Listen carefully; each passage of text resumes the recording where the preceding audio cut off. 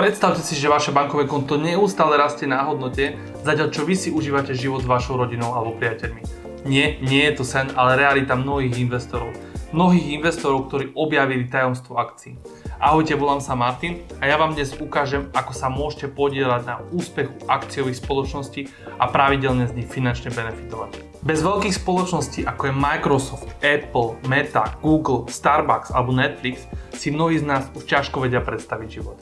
Viete si predstaviť, že by ste sa nevedeli spojiť s vašim kamarátom inak ako cez telefónnu budku?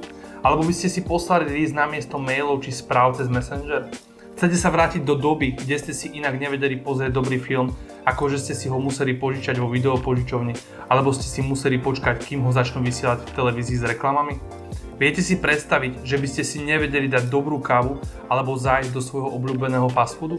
Je to ťažké si vôbec predstaviť, ešte ťažšie je uvedomiť si tú skutočnosť, že väčšina civilizácie chce byť len konzumentom týchto značiek, namiesto toho, aby vlastnili ich akcie a stávali sa čiastočnými vlastníkmi a tak z nich profitovali. A to viete jedine vtedy, keď vlastníte ich akcie. Akcia je v skratke podiel spoločnosti. Ak akciová spoločnosť vydá 1000 akcií a vy vlastníte z toho 100 akcií, tak ste 10% vlastníkom danej spoločnosti a podielate sa na úspechoch či pádoch danej spoločnosti. Je to preto investícia do konkrétneho biznisu. Investujete do spoločnosti, ktorá má zamestnancov, ktorá niečo predáva, ktorá niečo vyrába, má obraty, zisky. Jednoducho nákupom jej akcie získavate určitú hodnotu. Akciová spoločnosť vydá akcie a čím viac ľudí si kúpi danú akciu, tak tým bude mať akcia vyššiu nominálnu hodnotu. Investovanie do akcií je najspravodlivejší systém, ako môžeme všetci zbohatnúť. Napríklad taká spoločnosť Microsoft má v čase vydania tohto videa celkom 7,43 miliardy akcií.